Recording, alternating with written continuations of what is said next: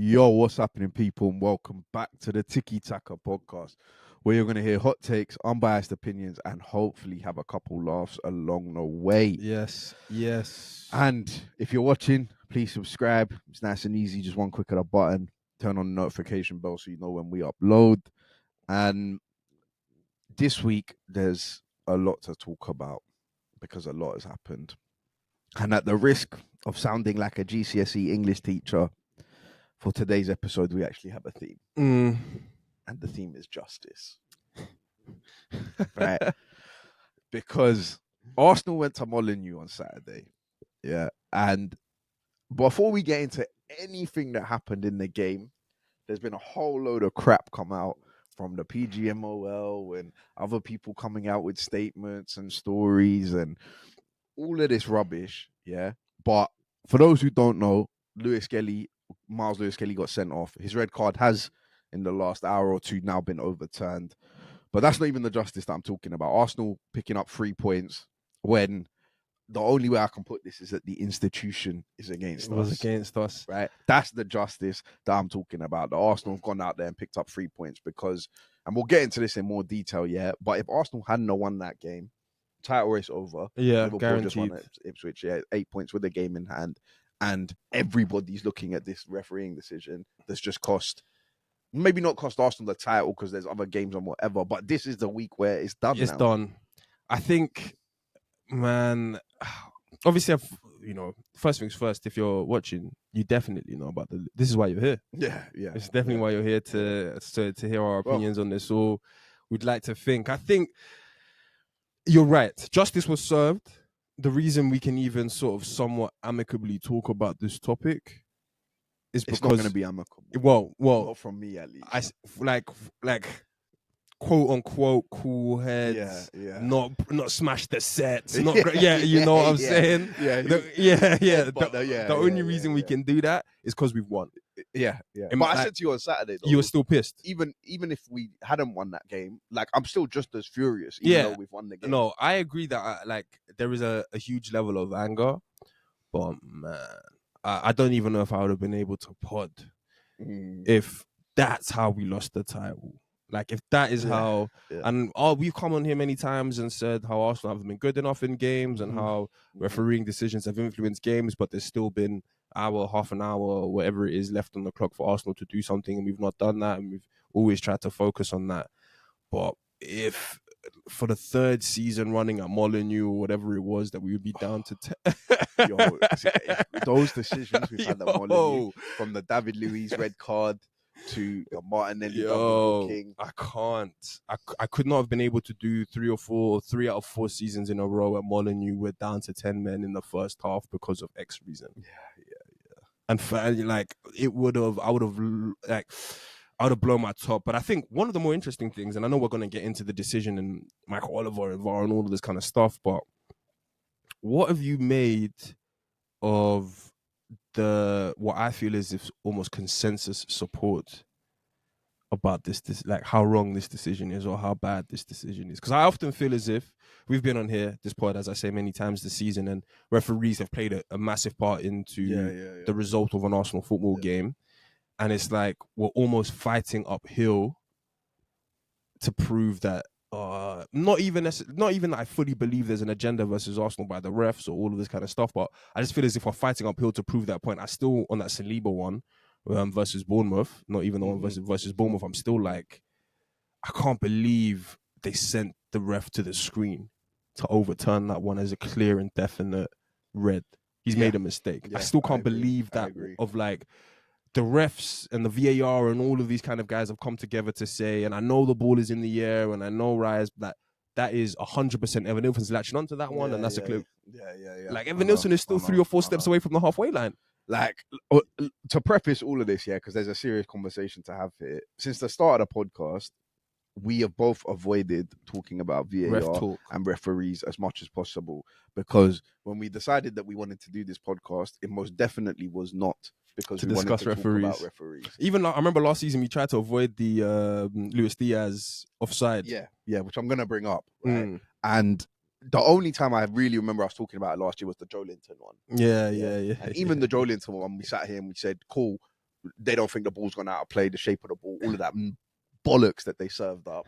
The two hands, you just have to be stronger, pushing the back. Yeah, the we don't have a camera angle to see if Anthony Gordon's offside. Cool, but now you have all the camera angles for when Trossard hits a shot, but Ben White's tugging on the glove whatever. You have all the camera angles you need. Yeah. But for that one, you don't have a camera angle. Cool, even then, but it's a two-handed push in the back. That's the only time I really remember us talking about it. But when we started, we just thought, yeah, we'll leave that to Sky and TNT, and they can do their ref watch with Mike Dean, and they can bring what's the one with Michael? Who was the waste man on TNT that Nick always used to hate? What, Dermot? No. There was what was his name? I can't remember his name, but it was a bald guy, old guy. But yeah, we'll leave that. But today, we just have no choice because all season, and not only this season but last season as well, both of us have said that, like, for example, this season, Rice should know better when he gets sent off against Brighton. Yeah, he's flicked the ball away. It's harsh. Probably shouldn't be a second yellow because there's not really much in it. If anything, I couldn't believe Veltman didn't get sent off. Yeah. I'm still waiting to see another one of those, though. 100%. But we both came here and said Rice should know better. He's on a yellow card. I find it hard to have sympathy. Trossard, then against Man City, we both come here. We say we find it hard to have sympathy. The Saliba situation you've spoken about at Bournemouth, I've always said to you, I think that's such a strange situation. I don't think we'll see a situation like that because Trossard's pass is perfect. I agree, but Saliba's here, Raya's there, all the pieces, right? I hate that one. I hate that one, man. But the reason that I agree with what you're saying on that is because in that Saliba situation, he got a yellow card and the VAR were very quick to tell the ref this is a clear and obvious error. Yeah, I hate that. You need to go to the monitor and check this. But when it's Lewis Skelly, oh no, this is fine. It's all about this one's absolutely fine. The shifting of the goalposts, which is a huge topic with the refereeing and the PGM as well. Because at the start of the season, the narrative of respect to the on-field decision wasn't as strong as it is now. Yeah. Halfway through the season, we've changed the narrative of now we really have to respect the on-field decision. We're not looking for VAR to re-referee any sort of niggles and all these little things. And that's changed. It's obviously the same thing with the Declan Rice kicking the ball away. Yeah. We've seen several players in several games in the last couple of weeks kick balls away. It's on a yellow, not on a yellow, and ref just allow it. And now the excuse is, well, he wasn't delaying a restart because nobody was ready, and we're just gonna have to wait to get another ball on so that it can be taken. So that's my immediate gripe with those ones. And there's also the João Pedro penalty in the Brighton game, which I think Saliba heads the ball and they've given that a penalty. But we still came on here and said there's 30 minutes left for Arsenal to do something. So in a way, I feel like we've actually been supportive of referees on this podcast, right? Always coming on here, giving them grace, and not cussing them out for what they're doing, saying that our players should know better or we should do more in the game to go and win it. But this one on Saturday is an absolute disgrace. Yeah, Michael Oliver.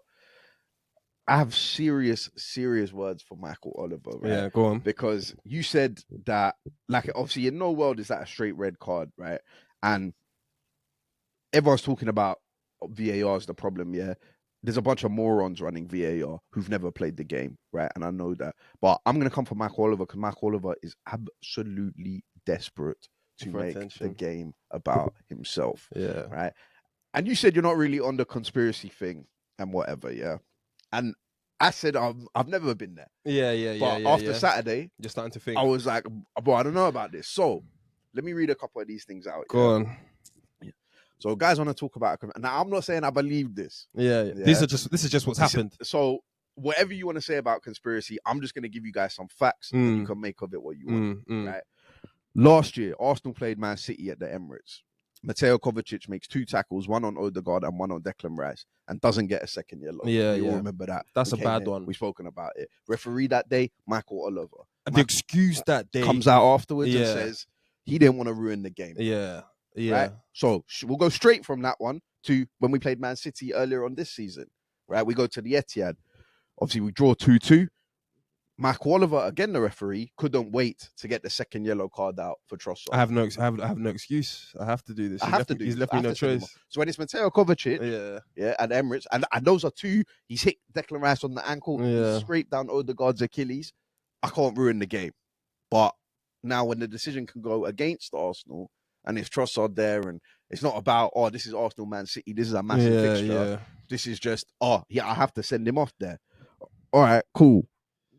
We spoke about the Saliba one. He's given a yellow card against Bournemouth. The VAR is very quick to say this is a clear and obvious error. You He need to needs to be change sent this. off. Miles Lewis-Skelly gets sent off on the weekend. The VAR doesn't want to say that's a clear. They don't think that's a clear and obvious error. But I don't even want to come for VAR on thinking that it's a clear and obvious error, because Michael Oliver, he got that red card out so quickly, and he enjoyed quickly. it. He enjoyed it. Waiting for an opportunity to send an Arsenal player. Do you know off. why I agree with the Michael Oliver thing and the Michael Oliver hate in particular for the Wolves game? Is because it wasn't even that type of game.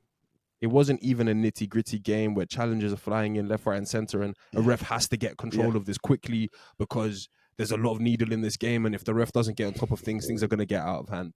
That could have been one or two, or that could have been like the third foul or the fourth foul of the entire half. Yeah. And Michael Oliver's just come and said, we can't see that again for 3 games.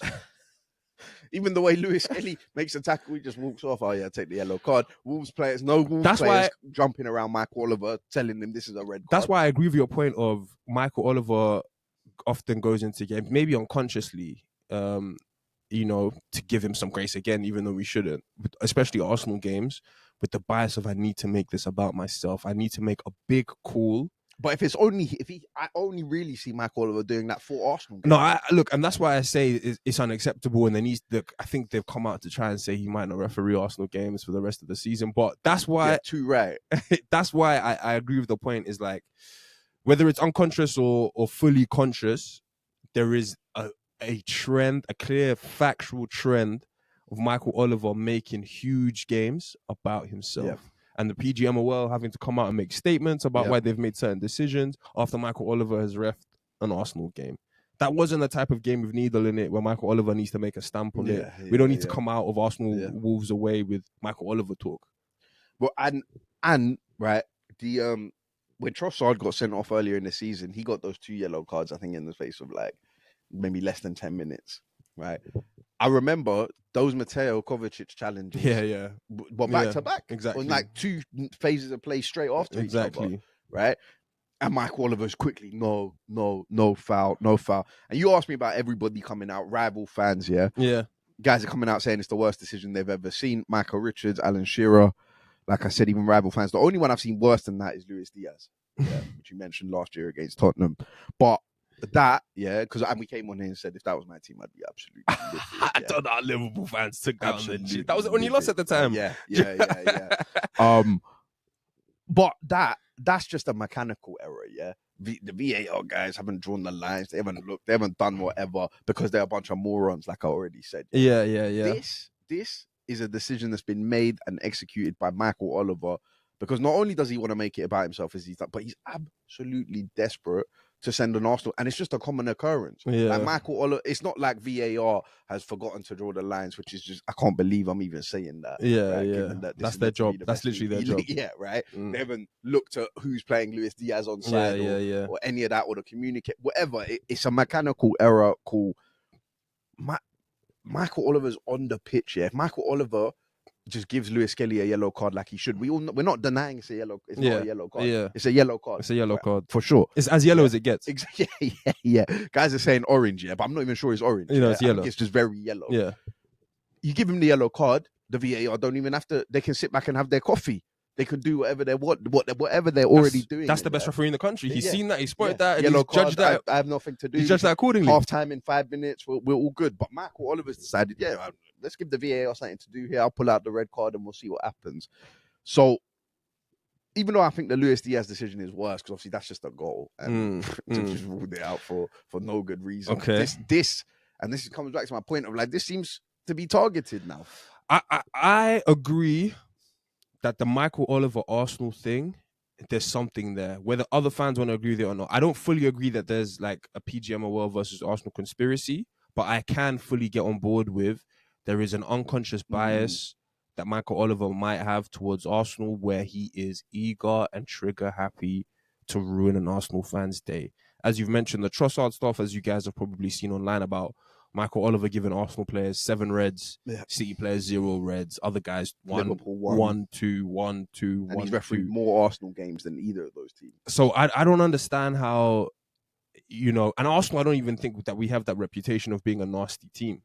We're not Newcastle, or we're not Stoke. You know what? I think part of it is also that ever since Arteta did that interview after the Newcastle game last year, I do think there's been very much a thing from the PGMOL and their top referees and whatever of we need to quiet this down a bit, but put him in his place. Look, I agree with you, and I agree with that. But I've seen Jose, and I've seen Pep, and I've seen the best and the guys that have won it also come out and make equally as scathing interviews. Do you remember when Pep was coming out and screaming about protect the players, and then it becomes an Arsenal thing. I don't exactly.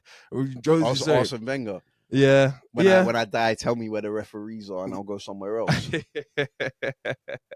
I've seen many managers at the top do scathing interviews on referees and almost suffer the consequences less from that than Arsenal, for example. Like Man City getting 0 red cards from Michael Oliver, I think is crazy.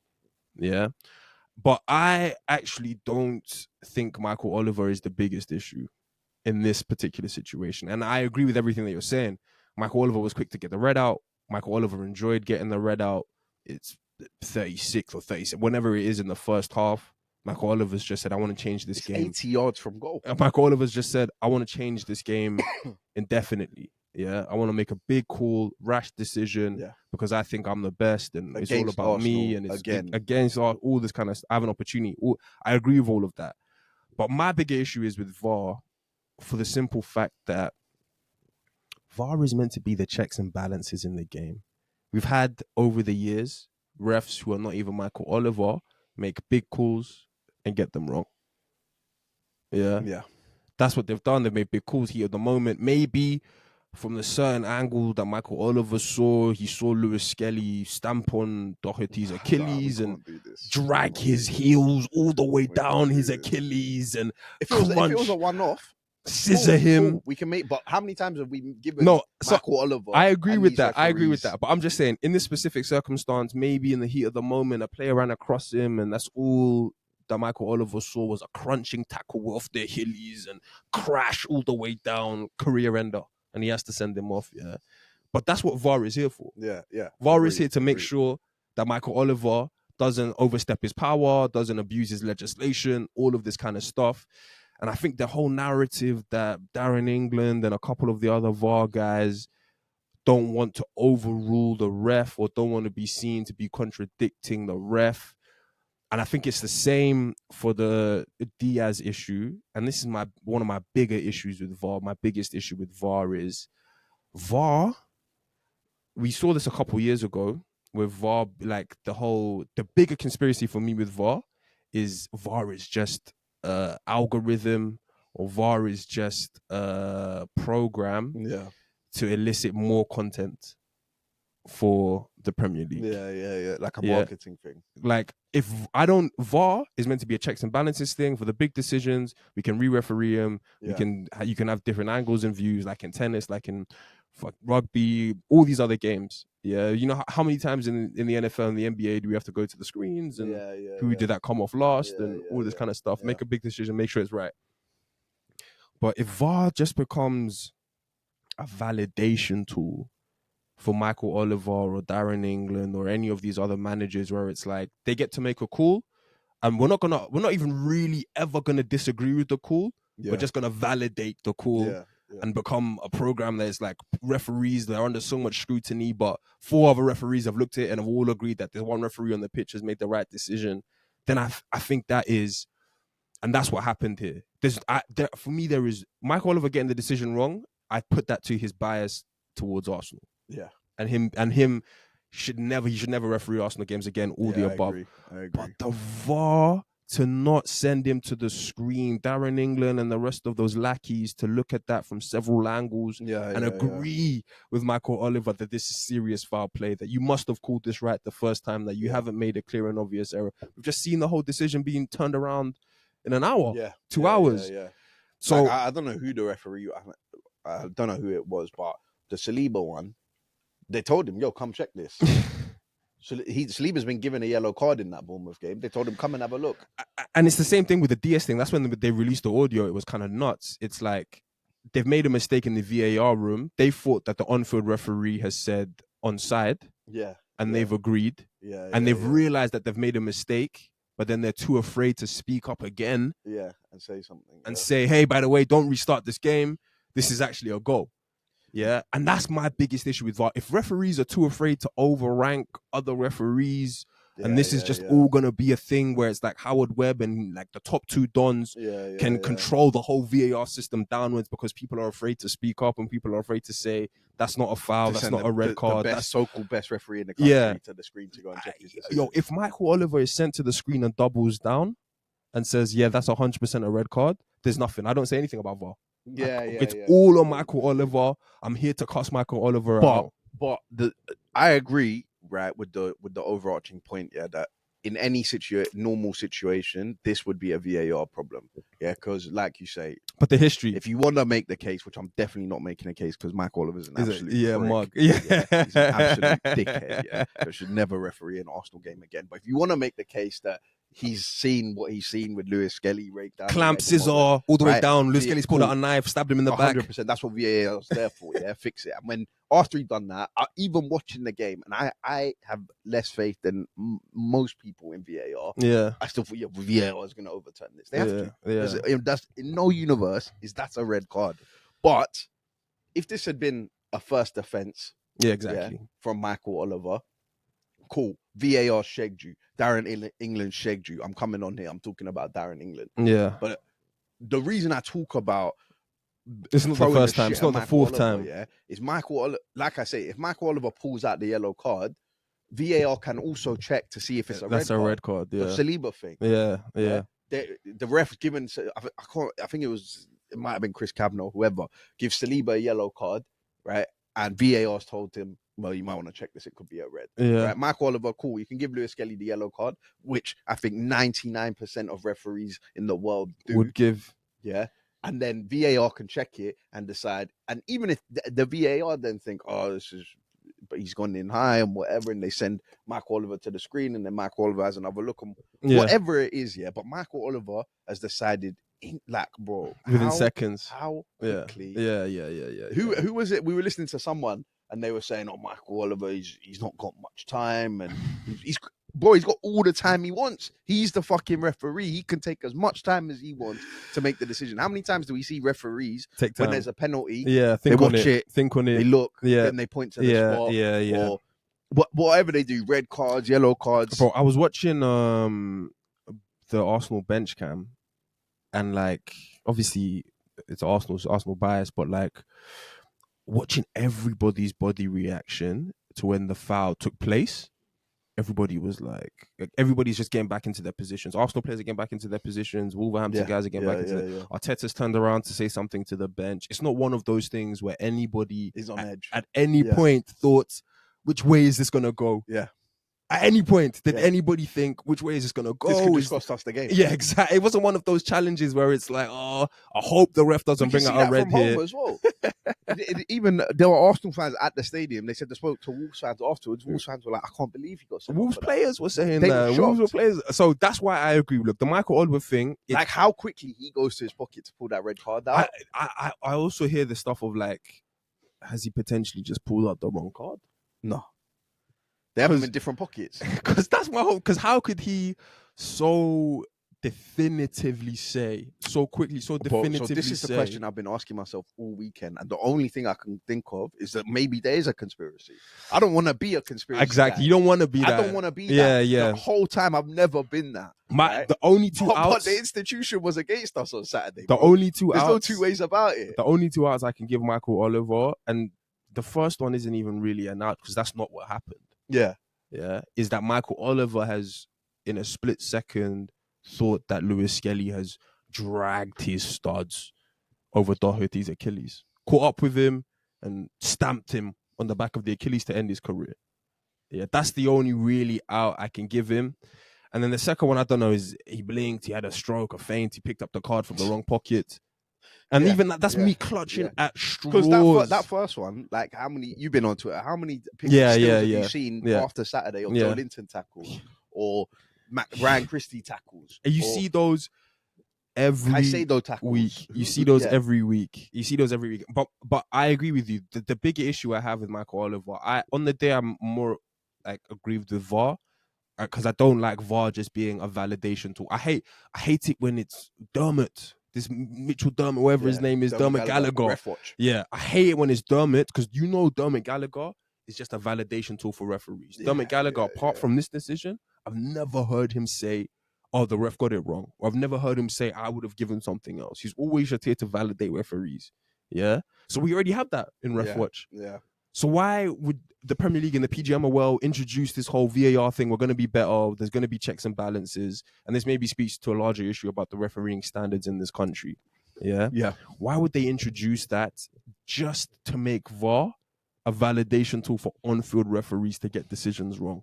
If referees get an on-field decision wrong and PGMOL and VAR themselves are no longer willing or able or want to hold refs accountable for those decisions, and I'm saying that Michael Oliver shouldn't referee another Arsenal game again, but I'm not even saying that Michael Oliver should lose his job and all this kind Yeah, of yeah, stuff. yeah, yeah. Yeah.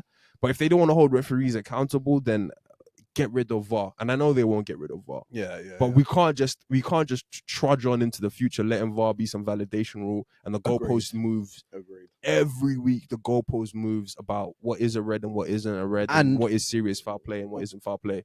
We've seen in other tournaments, yeah. We watch international tournaments, right? We watch Champions League, we watch other leagues, yeah. Yeah. And VAR is used, and it's used well, Yeah. right? There's not really ever too many complaints, right? Me and you watch a lot of Serie A, and I watch a lot of La Liga. Yeah. How many times are we watching a game, and at the end of the game, we're talking about a refereeing decision? I also a VAR decision. I also just think to agree with your point even further, I also just think in Italy and Germany and in Spain or whatever, the refs don't have a personal agenda to be a superstar in their own rights. I feel like Michael Oliver, Chris Kavanagh, Darren England, they want their names to be remembered. They want.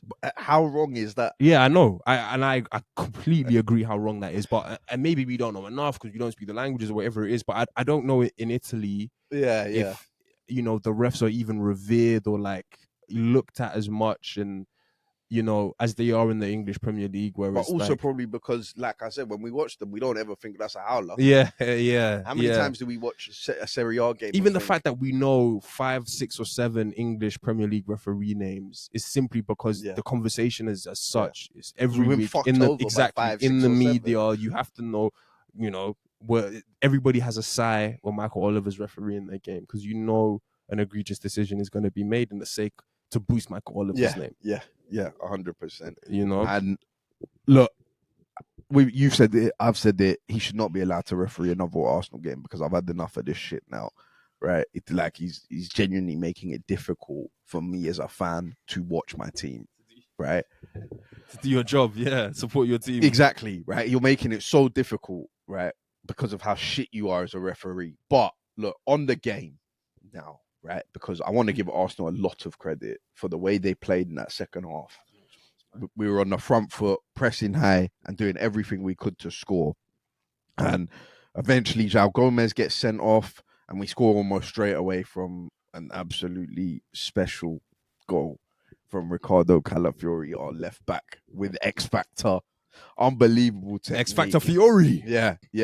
And I feel like it could have been easy for those Arsenal players to have come out that second half and feel sorry for themselves and the ref's giving us no chance in this game and away from home and it's 10 men again. And they didn't do that. They came out, they showed fight, they showed character, they showed desire. And that's probably one of 2 performances this season where at the end of the game I've gone, that's a champion's performance, right? Yeah. The other one being Man United, which I mentioned to you off air, just because we really didn't play well in that game. I thought we were terrible in the first half, and then Timber scores from a corner, and then Partey heads it onto Saliba's arse, and it goes in. I agree with your point of this is one of the most satisfying wins of the season for the circumstances and the mentality of the team and everything that has shone through. It's like the Arsenal team showing us Yeah, even though Arsenal fans, a lot of fans have maybe tapped out and Yeah, whatever. don't believe in the They're title not race. done. They're not done Yeah, yet. yeah. I know. I agree with that. Regardless of what's going to go against them. I agree with that 100%. I think you could see it even in the celebrations when it went to 10 men, 10 men. You know, how there is something left in us for this game. I'm just happy that we won today to get one over on Michael Oliver VAR. And I don't want the narrative of the season. If Arsenal are going to bottle this and not win the league and all the rest, let it be because we didn't have enough. We didn't buy a striker. Edu made the wrong mistakes. Arteta tactically got things wrong in games.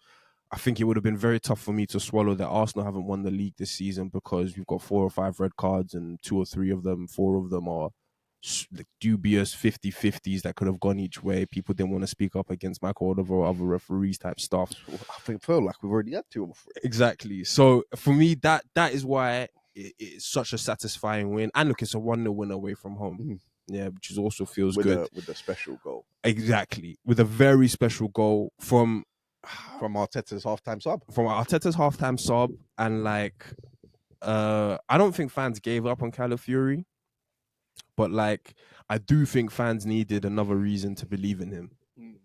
You know, especially with the Lewis Skelly form that he's been in. Lewis Skelly form, Calafiori's inability to play like 2 games in a row, 3 games in a row. I think like it was almost a perfect match hero and the perfect scoreline. And I also do think with the perfect goal. I also do think that the injustice spurred the team on. Yeah. They didn't look to be much in the game when it was 11 versus 11. And I do think injustice spurred the team on. And that's why I say that, because I think it could have gone the other way. But that's why I was just about to say, but I think it's such a fine line, because if one of those Cunha chances goes in, I don't think this team has enough to win the match or turn it around. I don't think they have enough mentality and quality to do both. I can't question their mentality after this game. But that's what I'm saying. And these are the fine margins in football. But I think if Cunha had made it... I think even if Cunha scores, I think we get away with a point. Yeah, but yeah, I can see that. Right, and it's a lot to ask for and whatever, but... I said to you, even from the start of that second half, when Trossard got sent off against Man City, it was just Arteta just went 5-5. We don't leave the edge of the box. Yeah. We don't try and hold up the ball. We don't try and keep possession. We just stay here, right? And we got a point from that game. The Bournemouth one, we still sat very deep and tried to play on the counter, and Martinelli misses a big chance. We lose the game, whatever.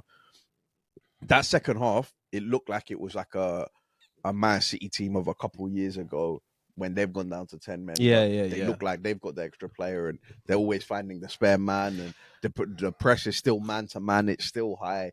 There was a very much a mentality and an intent from Arsenal. And even Calafiori said this. He said that Mikel said to them at halftime, don't go into a defensive mindset. Yeah. Right? We're down to 10 men, but we're here to go and win this game. Yeah. Right? No, I agree with that. I just think that a goal from Wolves would have taken that out of us, knowing our goal scoring woes. And like how much, look, Havertz had like 3-headed clear goal scoring opportunities. Didn't take any of them that day. And we're just not that team to do the 1 chance, 1 goal thing. So I do feel as if we had gone a goal down, that belief and what we saw from the team, I think every time Wolves missed a chance or Raya made a save or Saliba or Gabriel made a block, the confidence grew, the mentality grew, the thought of we're leaving here with something grew. Yeah. You know, and the players still have to do it. And the players still have to do it. But what I will say is, on the flip side, from a Wolves perspective, I think this is a very bad game to lose. I think this is a very bad game to lose, because I do think that Arsenal were there for the taking. Like, we got a red card in whatever minute it was, 30-something minute. Yeah, we're all feeling aggrieved. We're all feeling like there's, justice has not been served and all this kind of stuff. And I think it only would have taken 1 goal. And I think Vitor Pereira knew this. It only would have taken 1 goal. I heard the Wolves fans were up for it. Stadium would have been alight. Arsenal would have found it difficult. We would have moved. We would have kept possession. But they didn't really have many chances. So that's my thing is, and that's the more damning thing is how you said that this was Arsenal's like maybe 2nd or 3rd, title championship performance of the title winners. This was like maybe the first time in a long time. Relegation for Wolves. Yeah, I saw a performance where I was like, "Oh, Wolves can go down," and it wasn't even performance. I think João Gomez has cost them the game. Yeah, I can't even say it's performance because Wolves weren't terrible. Yeah, even when it was 11 versus 11, they had their chances. They were keeping us to limited chances. But in the first half, they were pretty terrible. Like they were a bad team. They were okay. They were a bad team. Yeah, they were a bad team. Pass, sloppy pass. But they weren't terrible. They showed some threat. Sarabia had that chance. That's the only one. Yeah, that's the only one. But a lot of teams don't even get that versus us. Yeah. But I also think there's a bit of luck that Arsenal deserved there, because how many times this season has a team had one chance and scored versus us? Raul Jimenez. Sticks out in my mind. Yeah, even the Brentford one. Do you remember how we went 1-0 down at Brentford? Yeah, but we were the best team. Yeah, Buemo's first chance. We were the best team for the first 20 minutes. What was the other one I was thinking of? I would even say the same. I would even say the same for Newcastle. I would even say the same for Chelsea. I don't think Chelsea created that much in that game that we drew with them. But Neto has a chance after we scored to make it 1-1. We came here after the Newcastle game. We said that was the only difference in the game. Yeah, but I do think, though, from a Wolves perspective, like, I don't think Wolves will go down. I think they have enough quality to outlast Leicester or potentially Ipswich, depending on if Cunha stays. I will say this. Transfer window is still open. But this was one of those ones where I thought a point for Wolves or even 3 points for Wolves would go a long way. Because they, at the start of the season, whether it's Gary O'Neill, whether it's Vitor Perez, I don't think they're counting on a point versus Arsenal. I think they're counting those as 6 points gone. So we need to make up our points elsewhere versus Crystal Palace and versus Leicester and versus all these other teams. So when you have a team in your home stadium in the first half who were down to 10 men and, at the very least, all you had to do was keep 11 versus 10 to maybe get a draw out of the game, maybe 1-1 or whatever it is, 0-0. I think that is a real damning defeat. And João Gomez, I know, I said this is already going to be one of my rookies of the week, but I know Vitor Pereira is not paying him for this week and next week. We saw the way Vitor Pereira threw him under the bus. Potentially the week after. When a referee serves you up 3 points on a platter like that, you have to take it. And if you don't, you are a Southampton, you are a Burnley, you are a Sheffield United of you're just not a serious football team, right? Like things are getting scary. And they are. And they're getting very scary because a team down there who was in the relegation zone before the match week started is now out of the relegation zone, Leicester. We'll go to that game next because Leicester went to Tottenham. After Tottenham had a 6-pointer last week against Everton that they lost. They had another one this week at home to Leicester. And I'll be honest, I went into this game thinking there's just no way that Tottenham could lose this game. Yeah. Very, very, worst case scenario for Tottenham, they draw. I gave a 90-10, 90% Tottenham win, 10% Leicester draw. Yeah. There was just, and then that minuscule margin. Maybe that penny that you 9.7%. 0.3. Yeah, 0.0002 or whatever. Is a Leicester win? Yeah, and Tottenham, they go 1-0 up. They're going at half time 1-0 up, and I think it's 50 seconds before it's 1-1. Jamie Vardy with. We didn't actually talk about it. Calafiori celebration was amazing. Love that. But unfortunately, as much as I love that, as much as I want Calafiori to keep doing that, he didn't have the best celebration of the weekend. Because not only did Iliman and Jai, I was gonna say that's up there as well. I love that one. I get booked for that. Which was good, and they won that game. But Jamie Vardy had the best celebration of the whole weekend, telling those Leicester fans in the away end at Tottenham, we have won. They have Premier League. Yeah. Zero. Yeah. Zero. You can't hear that from Leicester fans. From Leicester. Jamie Vardy, and the way Jamie Vardy has shat on Tottenham. Bro, they talk about what Jamie Vardy's done to their boy, Harry Kane. What Jamie Vardy's done to... Imagine if there's no Jamie Vardy, what Harry Kane's legacy looks like. Is there a Premier League title for Tottenham? Is there FA Cup? Is there... Who knows what they're going to do? At the very least, there just isn't... Vardy has a better legacy than Kane talk. Exactly. Kane Tottenham's greatest ever player. Yeah. And what Vardy's done to his legacy. Yeah, And yeah. so for Vardy to have that kind of, and he obviously has something against Tottenham for sure, because he Yeah. always seems to do this kind of shit. It was good. It was good to watch. I can't lie. I'm pretty shocked by Vardy, man. Like, Yeah, I checked. I think he has 7 league goals. I can't remember what we were saying at the beginning of the season with the pod. But I was like, Vardy might get 3 or 4 goals, and that'll be good for him because Yeah. But he's 38. Yo, I'll tell you one of my preseason predictions. You probably remember this. Before the season, I said at some point in the season, guys will start saying that Harry Winks gets in the Tottenham midfield. in the Do you remember Tottenham, yeah. Harry Winks has just gone there. They're saying a and Winks dunked on skip them. pivots. Winks and skip. Guys who weren't good enough for Tottenham. Yo, on this result, from the Tottenham perspective, first and foremost, Yeah. I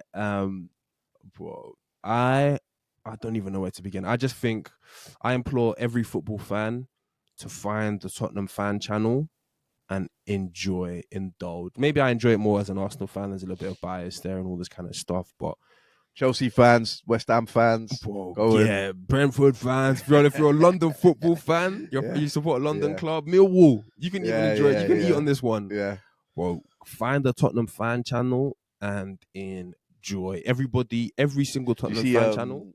Culture Cam said that Fuad expressions is a ridiculous quality to quantity ratio for Tottenham. Every Tottenham fan channel has an emergency video. They have the post-match reaction, and then they have the emergency, we need to talk. Yeah. And what is so interesting about the Tottenham perspective and where Tottenham are right now, well, when you hear the stats, bro, when you hear Tottenham fans riddle off the stats about what's happened this season and the games they've lost and who they've beaten and all of that kind of stuff, have been 1-0 up in 11 games. 11 out of the 13 losses, they've had the lead. Can you imagine that? Yo, all the stuff was about Leicester have taken 4 points off them. Yep. They've only beaten Southampton, Everton. They also lost to Everton. Yeah, they also lost to Everton. Southampton, Everton, United, and I think one other team, West Ham, in the bottom half of the table. Yeah. Something like that. Yeah. Like they've only beaten 5 teams, maybe max, in the bottom half of the table. Yeah. You know, and I look, as I say, I know Tottenham fans. I think I was messaging you 3 weeks ago, saying there's a storm coming for Ange. I know Tottenham fans are on the like, Levy out, Levy's the problem, and I agree that Levy is the problem. You know, Levy hasn't really shown the ambition to take Tottenham to the next level. I disagree with that though. He's not really shown that. Levy's not really shown to want to, I don't know, do the things that big clubs do in order to win trophies. Not even spend recklessly, but like pay 60 million for that guy. Dominic Solanke. Yeah, I know. Brennan Johnson. And Ndombele. I know. I agree. But Giovanni Lo Celso. Very few. How many of those have worked out? That's the thing. And is that on Is that on Levy? You know, is that on the manager? I agree. You saying the problem is he's not putting the money there. The money's there. I do think that Tottenham fans, like there's a section of Tottenham fans that are Ange out, a large section, but there is still a section of Tottenham fans that are like, Ange isn't the problem. Yeah. And I'm here to speak to that. Because I was going to ask you where you stand on this situation. So yeah. I feel as if. Do you think he has to go now, or there's no other option right now? He has to go. He's just lost at home to Leicester. Is that what you're going to tell these Tottenham fans that still support him? I think Ange has to go. I don't know if it needs to be now. I might give him until the Liverpool game to see what shakes out, to see what happens. But if he loses the Liverpool game, I can get rid of him. Because I'm not going to then say, who win the Europa? Yeah. Because I think the Carabao's easier to win than the Europa. You know? But my thing with Ange is, look, I agree. Ange had a decent season last season. He finished 6th or whatever it was first season. I predicted him to finish like where they are now. You know, when they lost Harry Kane and all that kind of stuff. Agreed. Ange had a good season-ish. And then they went and spent like 150 mil on 18-year-olds, Bergvall, Archie Gray, Odobed. Let's re-sign Timo Werner. You know? A lot of money spent. Which is a lot of money spent. But I can't necessarily say that's backing the manager, because I don't think any manager can ask for 3 18-year-olds if you're trying to push for the top 4. Even you're Ange's biggest hater. You don't think Ange's Ange at the end of the summer window was happy with the business they've done. No, I don't think Ange wanted Dominic Solanke. Ange wanted Dominic Solanke. Ange wanted Timo He Werner. categorically didn't want Ivan Toney. Yeah. Yeah, Daniel Levy said, "Okay, fine. Here's the money. Solanke's yours." Yeah, I agree, but I don't think that Ange could have possibly have like Ange would have signed off on these players, but I don't think Bergvall was his first choice, and Bergvall's not a bad player. I don't think Odobed was his first choice. Odobed's not a bad player. I agree with that stuff, but I also think that Tottenham fans need to kind of take a step back, look at the reality of things, and understand the caliber of player that Tottenham Hotspur Football Club can sign. Yeah, and I agree with that. And I think that's they get onto Levy, but I agree with that. They forget like who they are. No, but that's Levy's business model, though. This summer has been Levy's business model because I agree that's that always been Tottenham. Tottenham can't sign, like if there's four. Like Tottenham fans want to sign Mbeumo, they want to sign Eze. They want to sign. They wanted to sign Pedro Neto. Agreed. Yeah. Those guys, those three players. Pedro Neto maybe would have been available for them. But again, my point, the examples there. Even if he's available for them, if it's Chelsea, if it's a choice between Chelsea and Tottenham, you go to Chelsea. If Mbeumo's available for them, Man United, Arsenal, whoever. Look, I agree that Tottenham can't sign the Mbeumo's, they can't sign the Ezes, they can't sign the guys that 4 or 5 clubs. So the next guys up after. But I do think that you can be more tactically nous and more tactically efficient than signing Archie Gray for 50 or whatever they signed him for 40, signing Mikey Moore, whatever it is, for 40, and all this kind of stuff, and saying that you need to be the linchpin. Like, there is a difference between we can't get Mbeumo and we sign Mikey Moore. There is someone in the middle. There's guys that have had a good season. Brennan Johnson. Club, and they've done well to get Brennan, but they spent a lot of money on him. But my point still remains with Ange on that, like, I agree that Levy didn't back you the way he should have, in my mind, in my opinion, in the summer. Yeah, for you to get top 4. But that doesn't mean that you can be 15th. Like, yes, Levy should have spent more, should have got maybe an experienced midfielder, another defender to fill the gaps, whatever it is, another winger, all this kind of stuff. Yeah, of certain quality, Premier League quality, all this kind of stuff. You've had some duds, man. Solomon, no one knows where he is now. Yeah. He's balling at least. All of this. But I don't think, and I agree that Tottenham fans are going to lay the blame, 24 years, 24 managers, 16, whatever it is, 24 years, 16 managers, one trophy, all that kind of stuff. That Levy, but again, the 24 years before Daniel Levy, it was probably 20 managers and one trophy. It was nothingness. But I just think that we can't escape Ange criticism just because Levy hasn't backed him the way we think he should have. Because Levy spent money. Maybe he's not spent it in the right. You think he should have? Yeah, the way I think he should have. Levy spent money, maybe not all in the right places, but Tottenham's squad isn't where these stats are. These stats 100%, 100%. Of winning, like leading in 11 games and then ending up losing to Leicester and Everton on a back-to-back thing. Well, we said it last week that we have to kill Ange because the 11 on paper versus Everton, his 11 with Archie it's still better, with Bergwall, with all these guys is better than Everton's 11. I just don't think that Leicester are even worse than Everton. Yeah. So the 11 on paper for both sets of teams, there's absolutely no way that Ange should be losing that game at home. I just don't think that Levy can be to blame when you take a zoomed out bird's eye view of the thing. Yeah. But I just don't think that we can really lay more blame at Levy's doorstep for not beating a 7 loss in a row Leicester at home. Yeah. Leicester have lost 7 games in a row. Yeah, and they're turning up to your stadium, and you've just beat Hoffenheim in a 3-2 win. And there should be spirits are high. Madison's tweeting things, and I love these lads, and we work hard, and really all this kind of stuff. I just don't think that we can lay that blame at Levy's doorstep. And I agree with the overall Levy hasn't backed the managers the way he should, and Poch wanted things, and Conte wanted things, and Jose wanted things, and they've all never really they've got them to a certain extent, but never much more. I agree with all of that. But for me with Ange, and I've always said it, I said it last year about the details and how Ange doesn't follow the details, and that ultimately will cost Ange. I think Ange's philosophy of like, we're just going to play this attacking way. I don't know why Ange is starting Archie Gray at left back ahead of Reguilon. There's all these things that the manager does, in-game management. Yeah. Bro, if Ange plays his best 11... I don't know how Reguilon's still at Tottenham. So, honestly, I don't know how he's still there. If Ange plays his best 11... and loses to Leicester at home, and I say best 11 in the sense of like who he has fit and Reguilon plays at left back and all this kind of stuff, and loses, calm, lay the blame at Levy's footsteps.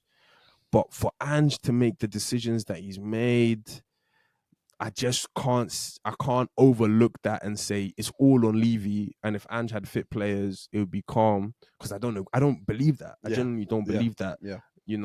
So I don't know where you stand with things, but look, the storm is brewing for Ange. Agreed. The storm is brewing for Levy. Agreed. Levy will get rid of Ange if the storm gets too much. Yeah. And then Tottenham fans will believe again. And with the new manager and the new system and the new process and all of this kind of stuff, things will be good. Well, also for Daniel Levy, he brought in Pochettino and he transformed that football club, and made them semi-serious. Made them Big Six, whatever it is, Pochettino then ultimately fails because he doesn't win anything, right? And they don't back him. And Daniel Levy, there's elements that they don't back him, but I don't know if they signed anyone after they made it to the Champions League final. Yeah, they didn't, but it's Tottenham Hotspur Football Club. Again, I think the expectations might be a bit too high here. That's especially when they weren't even doing anything then. Right now, Daniel Levy's transitioned them to a proper stadium and all of these marketing revenue and global revenue and deals with NFL and all of this stuff that he's done. To bring in money. I don't know what Tottenham can really do then. Right? No, go on. Okay, go on. But so he then sacks Pochettino because they need to go and win now. Right, although Tottenham fans, they just want to win now. This team is primed. This team is ready. It's just made Champions League final. Who does Daniel Levy go and get? The serial winner. Yeah, Jose. Right, Jose wins everywhere he goes. Yeah. Tottenham fans are loving it. I couldn't believe Jose went to Tottenham at the time. I thought, this is getting credit to Daniel Levy. I was like, this is getting nervy. Jose at Tottenham, North London derbies, and Jose always wins. Exactly. Second season, Jose. Yeah. So they're happy with Daniel Levy and what Daniel Levy's given them in that appointment. Cool. Daniel Levy sacks him before the final. Politics going on there and whatever. I'm not here saying that Daniel Levy's a flawless owner. Daniel Levy's had a lot of fuck ups. How he sacked Jose Mourinho before that final. Tottenham fans will probably never forgive him for. After Jose, they then try and get whoever they want. They can't find their guy. Go through whatever. They end up with Nuno. Tottenham fans hate Nuno from game one because Tottenham fans think they're better than Nuno. How's that working out for you lot? Nuno's now third in the table at Forest. The 10 games they gave Nuno was disrespectful. Exactly. Again, I come back to the Tottenham fans' expectations of what they think their football club should be. Right? You should be happy with a manager like Nuno. Right? I'm hearing Tottenham fans turn their nose up at the thought of Marco Silva. That's crazy. Right? They're saying, I'm on Edin Terzic. But Tottenham like a hipster. Right? Vias Boas. Cool. Nuno gets sacked. Conte comes in. Serial winner. We're going to go and win again. They've got fans like Tobes taking his top off, screaming, the Conte way. We're going to beat... Conte's better than Arteta and Antonio. They're all singing that. They all love it. Daniel Levy, again, that's his appointment, right? And then the Conte interview, where are the players and all of that, right? Fuad was like, go back, watch that interview. Players. Where are the players, right? So I think Daniel Levy's, he's now at a point where, the Conte thing fucked up. So now we go for the process manager, we go for the system manager, we build everything. He's picked Ange. Regardless of what our thoughts on Ange are, and I think if I was a Tottenham fan, I would be so angry that Ange still has a job today. Right? We've just lost at home to Leicester. We're 16th. There's Tottenham fans are like, I don't know if I'm not bantering you here, but you need to start taking this relegation dogfight seriously, very seriously. Because this isn't just a thing of like, you man are good enough to stay. No, Maddison's not going to turn up. We've seen Maddison take a team down last year or 2 years ago, right? Because he doesn't want to turn up. He doesn't want to play. You need to take this seriously. I don't know if Kulu's dragging you out the mud. I don't know who it is. Yeah. So Ange has to go. He has to go because this is unacceptable. Tottenham should be nowhere near this, even with the injuries they have. So I'd be furious as a Tottenham fan that he's still there. I obviously I said that Ange has to go. I'd see out to the Liverpool game because I do think Tottenham how we were speaking about Chelsea and how like Chelsea have unique problems. And like when you listen to Chelsea fans moan, it's unlike any other football fan moan about problems that their club has. Yeah, Chelsea yeah, fans are yeah. like, oh, we've just signed a world-class striker for 80 Yeah. mil and it's not really working out. And I can't believe my board they want to sanction £100 billion for another striker. Yeah. 6 months later. We're sending Axel Disasi and João Felix to Aston Villa, who we're competing for top four with. yeah. Chelsea problems are unique. They're saying Strasbourg will beat them. I do think Tottenham problems are unique in the sense of they overestimate what their club should be and what they should be doing and the managers and the players that they should be going after and all of the rest. Yeah. But look, I think Tottenham, in terms of the relegation thing, they need one more loss. Yeah. Like 8 points is a lot. We know who their next game is. I know Brentford away. Yeah. So let's just say they've got that one more loss. We may as well talk of if Tottenham get that one more certainties. loss, like if it's 6 points, 5 points from relegation, yeah, I would be terrified as a Tottenham fan because I think Ayew, Patson Daka, and Vardy might outscore Son and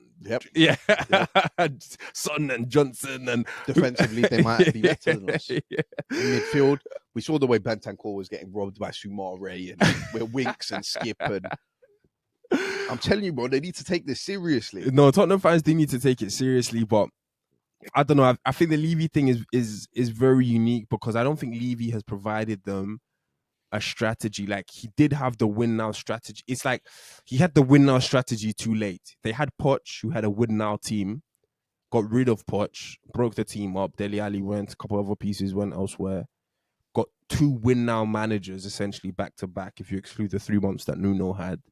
Yeah, and then didn't really back the team with win now players. And now they're on the process thing. But what win now players are Tottenham going to get? Yeah, you're asking Levy to do an impossible job. But and I think the more the best thing Levy can do is get the win now manager. No, I think the more damning thing though is that whilst Tottenham can't attract, and I agree they can't attract a starter from Inter Milan or a starter. Like we're not even calling Neto, Eze, and Mbeumo win now players. Yeah. I wouldn't even call them like the creme de la creme of the Premier League. But Tottenham, but that's my thing is I understand the hate for Levy is because Levy of all people should know who Tottenham are. Yeah, of all people, Levy should. I've had Willian stolen from me. I've had Schürrle stolen from me. I've had all of these guys stolen from me over the years. I'm not a Chelsea. I'm not an Arsenal. I'm not Liverpool. I'm not United. I don't have the history steeped in trophies that could just draw players from South America or wherever it is. Yeah. So he should have the manager that can, and he had it with Poch, that can get the best or the most out of the sum of his parts. Someone like Aduni Riola, and he shouldn't go to Tottenham. He's too good to go to Tottenham. Yeah. But that should have always, I feel as if, have been Levy's strategy, and with the players he signed, it should be shrewd business. Someone that's had a good year in Germany, someone that's had a good year in Spain. All the top clubs aren't after. Maybe we can cop them in Jan before they become a fully fledged cult hero in their team where they are right now. And I just feel as if Levy is like just haphazard with it. He's just like. But then all the Tottenham fans that want to tell you how much they rate Vicario, Pedro Porro, Christian Romero, Mickey van der Ven, Udogi, Bentancur. Yeah, Tottenham fans have an issue with that. Even I said the Tottenham fans that want to tell you how much Maddison, Cooley, how much they rate them, they're all Levy signings. Yeah, even Archie Gray, all this kind of stuff. And they love Archie Gray now. But look, Valverde, they call him. But that's why the marriage between the manager, like Tottenham fans are loving off Bergvall, Tottenham fans are loving off Archie Gray, Tottenham fans are loving off Mikey Moore. None of these guys got a single minute when the squad is fully fit. You're loving them now just because you're seeing them play football for the first time. Yeah. None of these guys got a single minute when the squad is fully fit. So the marriage, the Pedro Porro one, I'm never gonna let that slide. They told us he was better than Ben White last year. Yeah, the marriage between Ange and Levy, just even on an idealistic like point of view, isn't there. Yeah. What Ange wants and the type of players that Ange is interested in is not the type of players that Levy signed. Yeah. And Levy's allowed to make club signings. Calm, I get that. But now you need to make a manager that makes sense with the signings of the club. The rumours on that Tottenham want to sign Tyler Dibbling and Angel Gomez in the summer. So Levy's on a 4-5 year, 6 year project then. So, but those, for the caliber of players that Tottenham can get, I think Tyler Dibling's probably one of the best Yeah. on that list. Yeah. Yeah. Because like I say, there's the Embuemo, well, put it this way, yeah, there's like the Bowen, Saka, Salah, those elite right wingers, yeah.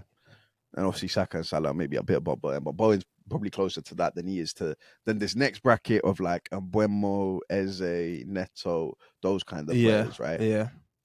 Then I think you need to go down from that bracket to where Tottenham can sign players, right? Of Tyler Dibbling, Angel Gomez, but that's calm because Kamaldeen Sulemana. We're gonna get onto guys like Iriola, guys like even Eddie Howe, guys like any Brighton manager, who the recruitment, the recruitment, even Iriola, for example.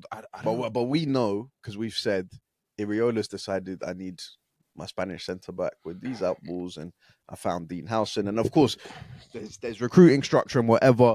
This Johan Lang guy at Tottenham, they want him director of football, but no, let's not throw the shit at his door. Let's not throw the shit at Ange's door for just telling us that he wants Timo Werner to come back. Let's throw it all at Daniel Levy. Look, I agree that the Levy stuff it is kind of fugazi as well, as much as I think that she has to be placed at Levy's door. Because once Levy makes a decision, all Tottenham fans are happy. When Levy sacks Ange, there won't be Levy out stuff anymore. There won't be. Especially if the new guy comes in. Yeah, there won't be any Levy out stuff. Let's see how this works out. Let's see how this pans out for the next 2 years. How many Tottenham fan channels have we said who have tried to organize Levy out protests and they just don't get the numbers? Yeah. But Levy needs to sign a manager that is genuinely capable of making a team better than the sum of its parts. Because that is the only way I think Tottenham see any sort of success. He has to find Pochettino again. Yeah, and that should be Tottenham's strategy moving forward. We might never be able to sign the Elise. Like when Elise comes through Crystal Palace and 7 clubs want him, we might never be able to get that guy. But that's that Tottenham fans don't see it that way. Yeah, and Tottenham fans are delusional, and I get that's that. a big problem. Like, I get that, but Levy needs to be smarter than the Tottenham fans. Agreed. So Levy needs to get a manager like an Iriola who's like, I just need certain profiles of players to make this system work, hard work, ethical, all this kind of stuff that Iriola's doing, so that Tottenham can be greater than the sum of their parts, rather than Tottenham looking to attract the next big guy, or the best players or the best players on the world, and I think that is a more sustainable way for Tottenham to consistently keep within the 6th to 4th spot, rather than to think that Tottenham can just pay their way to be a win-now team. I do think that's what Levy's tried to do with Ange. After the fuck up with Mourinho and Conte, he's gone back to, okay, let's try and build this. Because I was going to say... And that's why I think he's in a position now of like, for Daniel Levy, it's a bit like, well, do I really want to sack him when I've done the win-now thing? Right. And that hasn't worked. The next manager will still be a process or project manager, however you want to describe it. But then, if you stick with Ange, if you're interested in Tyler Dibbling and those guys, it's like you still got Tyler Dibbling's a good player, he's a good talent, yeah, but he's not done a full Premier League season. Yeah, so you've still got at least 2 years, maybe, until you see the best of Tyler Dibbling in the Premier League. So what manager? And I agree, the fans want to win something now. They're so desperate, and that's the uniqueness of Tottenham. Like, Tottenham would happily finish 16th if they won a trophy this year. They would happily finish 16th if they won a trophy. And that is the uniqueness of Levy's situation, where it's like, I might need to future-proof this club for a couple of years and buy some good talents that will be good players in 5 years. But the fans are so desperate to win anything now. Yeah. So much so that a Carabao Cup is looking like a Premier League trophy for Tottenham. Yeah, that's how they'll treat it. If they win it this season.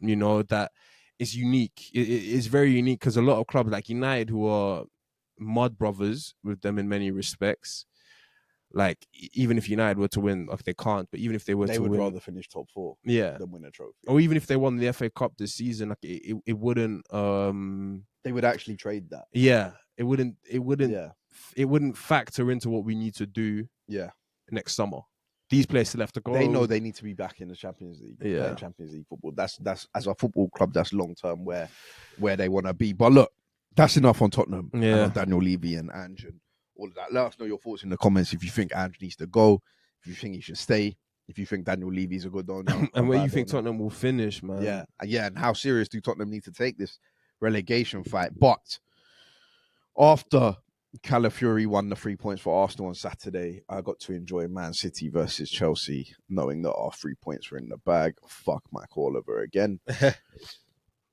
Kusanov, debut fuck up. I need to learn Uzbek. Within 2 minutes, Pep can't communicate with him. Pep can't tell him what he's doing. I love that header that he's attempted to give back to the keeper. That happens. I can't even believe that works in France. I was gonna say, bro, that's the one that works in every other league, because very few other leagues have an IU or Wissa who live for that. Yeah. Who live for that? Who are gambling at this? Yeah, I think this guy's gonna try and hit that one back to the keeper. Yeah, agreed. You know, Kusanov was killing me. Chelsea go 1-0 up, and then the sliding doors moment of the game for me was when Palmer overhits that pass to Jackson. I think if Palmer takes the shot and he scores, or he plays the right ball or whatever, and they go 2-0 up, I think even City fans, they know it's done. That's a long way Bro, back. I was fascinated by this game because I was even watching SDS and they were like, "Oh, City are back." I was like, "Oh, City back? No, City aren't back." We've just seen them drop a 2-0 lead. It was a big lead. win for them, but they're not back. We've just seen them drop a 2-0 lead to PSG, who are not necessarily mentality monsters. We've just seen them drop a 2-0 lead to Brentford in the last 2 anything, weeks. It tells us that Chelsea are not where they should be. I think. Look, this was a very interesting game because Chelsea took the lead. I was like you. I was thinking Chelsea have to score in the next 10, 20, 30 minutes before half-time. And from 2-0, the worst thing they can do is draw the game. Yeah, like maybe someone gives a penalty away or whatever it is. The worst thing they can do is draw the game. But seeing Chelsea not truly being able to have that cutting edge, to have that killer instinct, Palmer overhits the pass. It was not even an eye-opener because Chelsea haven't won a game in 7 matches. Yeah, but it was like, oh, this team is sliding. Yeah. Like this team is really, They're in free fall. Like this team is really sliding. Like this was a team where it was like, oh, as I was telling you off air, like this is a team where a month ago, everybody was like, top 4's wrapped up. Chelsea are in it. It's all about who's going to finish 4th. Title race. Yeah. Maresca's so much better than Poch. Don't bring Poch's name here. It was a game that I think Chelsea lost more on their mentality than anything else. I agree. Than anything else. Not only after Chelsea went 1-0 up, they just didn't play with like an intent of like, I'm gonna go and kill and this City game are now. there for the taking. You've literally, as I say, PSG are not mentality monsters, man. PSG are not that team that come back from 2-0 down in a game that they need to win. To win, I've never seen PSG do that. Never, not even Neymar. Mbappe, whatever. But Gvardiol could have had a hat trick in the first half, and Nonzino, and Maresca, right? Both of them had 3 warnings, right? Noni on the pitch before the goal actually comes. Noni on the pitch. I've seen this. He's seen Gvardiol go past him 3 times and miss. Something's still not clicking for Noni, right? And Maresca's on the touchline, and he's seen Gvardiol do it. So either Maresca's message is not getting across to Noni, or he's not telling him, right? And I can't believe he's not telling him. Right? I told you, I just think that Noni doesn't think that that's his job. I just think that Noni, and I know Maresca is telling him it's your job, track back. After he scores in the first minute, he's not Noni anymore. He's Nonzino. He's thinking about the Instagram pic and the music he's gonna put on the back. I just don't think that Noni thinks in particular, and especially in games where he scores or maybe makes an assist, that Noni thinks it's his job to make defensive contributions to see this game out. I just don't think that Noni thinks like that. Yeah, I agree. And obviously, Guardiola eventually scores. They don't stop that threat, and they make it 1-1. And a couple words on Guardiola here, because I thought he was one of the best players on the pitch. Bro, Guardiola, I don't know what to say. I don't know what he is. Like I feel like a lot of people want to clown Gvardiol a lot of the time because You think? I think Gvardiol gets his respect. I think they want to clown him because he's had some howlers this season, yeah. Even last season he had howlers. Yeah, and he's made some mistakes. But I think, like, if you ask people who the best left back in the league is, I don't think a lot of them would say Gvardiol. And that's not me saying that he is, but I definitely think he's there. Yeah, he's definitely there. But I don't think he'd come into a lot of people's. I think he would though. I think Gvardiol gets his fair Gary respect. Neville picked him in his team of the season, and Jamie Carragher absolutely lost it with him. Yeah, but that's because for what they were doing. You've not seen Gvardiol. I mean, I've seen the amount of goals they've got. I mean, I've seen the mistakes he's made. Yeah, for what they were doing, it had to have been Anthony Robertson. Gary Neville's just picked Gvardiol because. But we're now here saying that. No, Gvardiol could be the best left back in the league, but if you were doing Premier League award, like team of the season, team of the season stuff, like Anthony Robertson is like one assist behind Saka. But Gvardiol scored the most goals. I think Gvardiol gets his respect, man. I just don't know what he is. Like, I know the function he serves in Pep's team. Yeah, his job is to be a goal threat and provide assists and be this uncontrollable piece. Yeah, that the opposition can't plan for. Exactly. That's his role in the team. Yeah. He just does it to such a high level. I just like. But when I was watching Gvardiol for Croatia in the World Cup and in the Euros and the stuff, and Rio was coming out saying it's one of the best centre-back prospects I've ever seen and all of this kind of stuff, that's exactly what I thought Gvardiol was. Yeah. A centre-back prospect. This whole, I'm going to create and I'm going to hit switches and I'm going to make long-bursting runs to be the third man who gets into the box and I'll break the lines and Gundo can find me in the spaces and all this kind of stuff. I just never thought that would ever be a part of Gvardiol's game. Yeah. He's meant to be a centre back, and not even. But I guess we never saw that, right, bro? Because he's playing centre back. But not even just a centre back. I've already said on the group chat what I think about Serbian centre backs. Yeah. I think Croatian centre backs are not that far away. They should be the head away, clear away, clatter, clang. I'm aggressive. I'm rough. I'm tough. I'm Luka. Yeah. I'm all of these guys in the past that have come from Croatian centre backs or centre backs from even that region. But he's more of a mold of a Croatian centre midfielder. Modric, Rakitic, Brozovic. Yeah.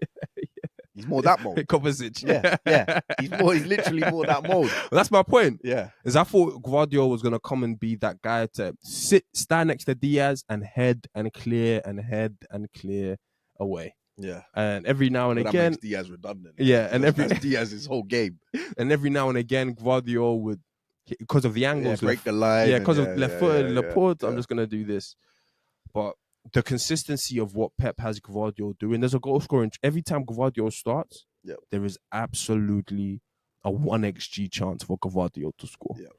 It's just whether or not he takes it. Yeah. It's not whether or not Gvardiol's going to find himself in goal scoring positions and is my left back going to be attacking today. No, Gvardiol will be there. Yeah. It's just whether or not he takes that chance. But it's almost as if Pep's fashioning the chance for Gvardiol on the training ground. Erling, you make this run. I don't want to believe that. I'm not disagreeing with you. But I don't want to believe that. I don't want to believe that one of the best managers... At this point now, if you've just come and said every game, Gvardiol's getting a 1xG. I hope it's because of Gvardiol's over-exuberance to get into the box and to make things happen. Who's telling him to do that? And his timing and his arrivals into the box. I don't want to believe that Pep is a Calafiori. We're seeing it. Manufacturing chances from the training ground for his left back to be the third man runner. For the consistency... I don't want to. I agree with you because it is really consistent. It's every game, but I just don't want to believe that Pep has taken football to such a place where we all now need to spend 100 mil on a left back, centre back, midfielder hybrid, and then train every day in training to make sure that this guy gets all of our goal scoring opportunities. Let's go X factor. Yeah, I don't want to believe that that's where we are with football. Hey, I never will not think that Pep is taking it to this point. But yeah, second goal, Haaland and Robert Sanchez. Yeah, man. Another clanger from Robert Sanchez. Bob Sanchez, they call him. Yeah, I don't know too much more to say on him. I think we say the same thing every week. I mean, the third goal is the goal I want to talk about a bit more. Foden. Because you can speak on Foden if I ain't got nothing to say on Foden. Haaland bullying Cole. Levi Colwill. Absolutely. Colwill, if you go back and watch it, he's still fighting Haaland on the halfway line as Foden's about to tap it in the back of Even the what Trevor Chalobah's doing is crazy. Comes running over to he just leaves got his arms Foden's out. just there. Foden goes through and he scores. I've always said, I've been on record all season saying that I don't think Colwell's that guy defensively. I don't think Colwell wants to defend. I don't think Colwell has defensive instincts. I was saying that earlier on. Colwell would be on a bit of a streak. So you had to keep quiet for a little bit as they were winning games. I think Chelsea fans are, what did Maya called him, a B side? Yeah. They said they have no A side. Even Matisse was saying that we have no A side. Maya was Levi doesn't want to get involved in the argy-bargy and he's not really an athlete. And okay. And I was saying this to you, man. I think I've seen Arsenal lose to City via the direct football. Yeah. But I think losing to City via the direct football is one of the most embarrassing ways to lose a football game. Yeah. And I know Erling Haaland is quality, and I know Edison is quality. Yeah. But you just know that Pepper's almost so Sunday League. Yeah, Pepper's rewrit the script. Yeah. Intentionally. Because every other game, Pep wants possession and Pep wants to dominate and Pep wants overloads in midfield and all of this stuff that we know. Like, all the stuff that we know that Pep wants. So for Pep to rewrite the script and say that I'm going to go long and I'm going to do Route 1 stuff, and you as an English team to not have the wherewithal to withstand that from a Pep and we should say that when he did that to Arsenal, it was Rob Holding. Yeah. That was getting finessed by Erling Haaland. It just Levi Colwill, and it didn't look that different. It looks as if City are clutching for straws. And I found a way out of it. Yeah. Like if you lose to City on the murder ball and Pep's like possession due to death, and even the third one, it's not even the second one's just a direct ball and Haaland's gone and chased it. The third one is a clip ping from Edison to De Bruyne, who's won the flick on, and then Haaland's pinned Colwill and Foden's in. And I was gonna say, what they were saying, the Chelsea fans were saying, like, Maresca, you've been a part of Pep's system. You know what Pep likes to do. Like, how can you have set us up? Yeah. To with the high line, with the high line, but not really pressing. Yep. To then allow the long balls over the top. Once it happened, once Haaland had that very first long ball, you probably should have tweaked something. You probably should have said something to someone to say, "Hey, look, I think they're going to start going long here." Yeah. Drop five. I've set us up to do this. But that's a lot of Leicester fans were saying that. Because Maresca almost pulled off the biggest bottle job in history. Losing that. Oh, well, he didn't lose it, but he almost not getting promoted though. Yeah. And Leicester fans were saying that he had an inability to change his tactics. Yeah, in game and adapt and be different. And Chelsea fans are saying that is what they're starting to see, right? And I did say at the start of the season that I think at points the Maresca ball could look quite boring. Quite similar to early phases of Arteta ball, and to be fair, some of what Arteta ball has looked like this year, where it's side to side, and it's slow, and it's. But look, if Chelsea don't make top 4, how big a bottle job will that be? It's a massive bottle job. Yeah, it's a massive bottle unacceptable. job. It is unacceptable, and this is what I was also going to ask you of. What do you make of the sliding, ever-changing goalposts of what Chelsea should do this season? Maresca's coming out and saying that top 4 wasn't the target. For this season. Like next we're ahead of schedule. Because we, as Arsenal fans, we've been through this. Yeah. When we had our title race, we didn't spend 2 billion. Yeah, when we had our first title race in 22-23, and at that season, I vividly remember telling people I would snatch your hands off for 6th place. We had just finished 8th 2 seasons in a row. Yeah. I said I will snatch your hand off for 6th place in Europa League football. Let's go. Yeah. And then halfway through the season, you find yourself up there, and okay. And then they tell you goalposts have to change because this is where you are now. Yeah. So I'm not letting Chelsea fans slide out of top 4 talk. No, because that was the goalpost at the start. Exactly. I'm not letting Chelsea fans slide out of top 4 post, especially if teams like Bournemouth and Brighton and whoever it is finish ahead of you. There's no excuse. You can't tell me injuries. You're not can't competing with Tottenham and Man United, and it's these new guys that are here now that are trying to take it from you. I think it'll be a massive bottle job. In particular, this run that they've been on. Yes, they've just lost to City, but they've not lost. Well, they've been dropping points to lower half of the table teams. Yeah. Yeah, It's they not. have. It's not that they've lost to Villa, Newcastle. This run that they've been on, they were looking at run of fixtures up until Man City. There's a lot of wins in there, a lot of teams in the bottom half. It hasn't looked like that, and they got some tough fixtures coming up. Yeah, they So do. it's going to be interesting. But the last game we'll touch on, we'll speak about this briefly because I don't know if we've spoken about Nottingham Forest all season, but I thought we haven't spoken about them for a while. And I said last week, The only I time we said spoke about was Forest, when you they beat beat Liverpool. Southampton, cool, nice. You play Bournemouth next week. We'll talk about you next week. So any Forest fans listening to this are probably cursing right now. Yeah. Because the 1 week we've chosen to talk about them is the week that they've gone and got slapped. 5. They had one of the best defenses in the league before Saturday. Watara. hat-trick, Kluivert, Semenyo balling out, and guys are saying Howson and Zabani showed Milenkovic and Murillo Well, centre-back partnership is. the level. I think, like, obviously everybody is massively impressed with what Bournemouth are doing, with what Iriola's doing. Cliver, as you say, Hoyson, Semenyo, Ryan Christie, all these guys. But I honestly think what Iriola's doing is like the biggest not fuck you, but the biggest like problem for every other manager in the league. Yeah, for Ange. For Ange and injuries, for all these other managers. We saw all those Bournemouth players Exactly. in the box. For all these other managers that want to do injury talk and But I thought Watara was playing left back last year. all these other managers that want to do like let's contextualize the season talk, and all these other managers that want to have, you know, a certain when I get my players back. In particular for Ange, because I guess, you know, Bournemouth play attacking football and Ange plays attacking football. Yep. So it's like maybe the philosophy doesn't have to change. Maybe you just need to coach the player. Yeah. Maybe you just need to coach the players better to make sure that it changes. Unless the philosophy's flawed.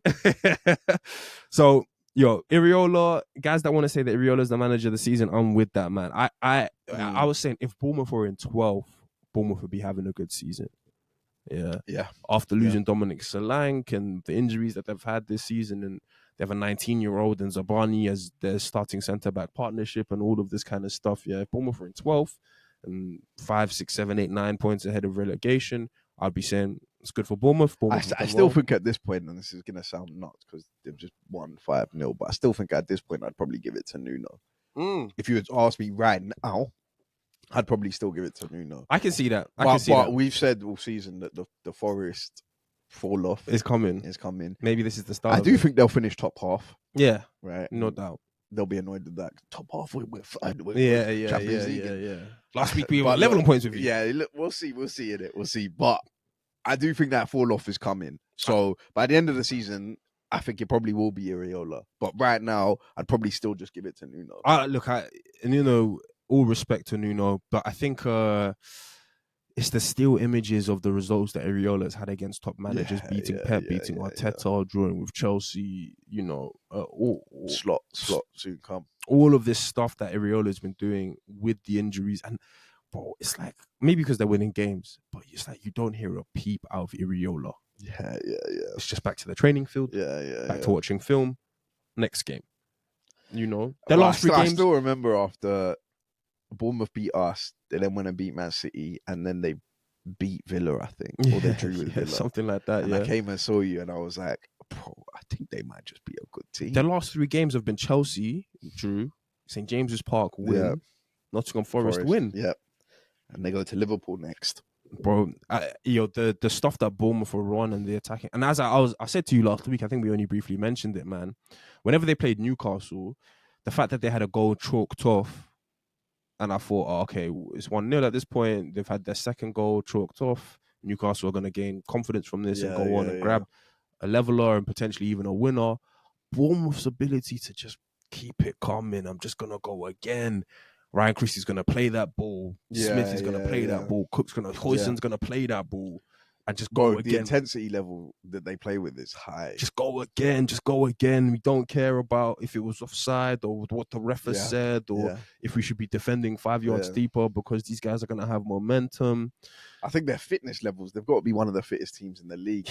Their press lasts for 90 minutes. They go full steam ahead. But yeah, big result for Iriola. Bit of a damaging one for Forest, but they're still there and thereabouts. So, And yeah, Bournemouth have a big game this weekend. Yeah. That, I'm looking forward to. So They can be in better form. yeah, MVPs and rookies of the week. MVP first off, without a doubt, this guy's going to be my first name, Ricardo Calafiori. You could be joining Ben White as the next person on the desk if you keep doing this, because well, Calafiori MVP for sure. I'll give Raya an MVP before he made a couple of big saves. We didn't actually mention Declan Rice, but I did want to mention Declan Rice. He can get an MVP for a monster. When you go down to 10 players, but Declan Rice is on the pitch, it almost doesn't feel like monster performance. A monster performance from Rice. I will give Moyes an MVP. Yep, I had Moyes. Two wins in a row back to back for Everton must feel like you've hit the lottery twice. As for an Everton fan, that just never happens. I will also I'll give Potter an MVP. Yeah. West Ham played some decent stuff. Because I just think with the win and the draw that he's had, all the woes West Ham fans used to have is over now. You see all the West Ham fans, this is actually what we were looking for. Yeah, exactly. Lopetegui, that's not really it. And they still got to play Everton, innit, West Ham? So Moyes will go back with Everton up against your new. That's going to play some good football here. That's going to be interesting. That's going to be interesting. Rookies. Yes, I did have some rookies, man. Michael Oliver, Darren England, VAR. I asked you last week or 2 weeks ago. João Gomez. Yeah. I didn't like the way Vitor Pereira threw him under the bus, but yeah. He's a rookie. I asked you last week or 2 weeks ago if Jimmy Butler was a rookie or an MVP, and I gave him both. I think I was like, I see both sides depending on. But this week, I'm going to give him a rookie. This week, I'll give him a rookie, but I'll give him a rookie because Jimmy, you haven't changed. Exactly, I'll give him a rookie for the simple fact that Jimmy, even at the age of 34, hasn't found a peaceful way to leave an organization. Yeah.